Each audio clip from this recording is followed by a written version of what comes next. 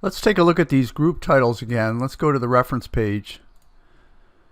And one thing you may notice here is all these question marks in this paragraph. And the reason is because there's a lot of non-Roman characters in here. If you're doing an index that doesn't just use a Roman font. And the way you can do this, the way you can see it, is you would obviously pick a font that's going to show you these characters. So let's bring up the paragraph designer. And we're using Arial now, but let's use Arial Unicode, for example. And we're going to get this message here when we choose that, because that's it's going to use the Asian composer, because we can use this font for Asian characters, but you can just usually ignore this message. And then if I click Update Style, what you'll see here is, we're using Arial Unicode, so now instead of question marks, it does show you what these characters are. We have Arabic characters in here.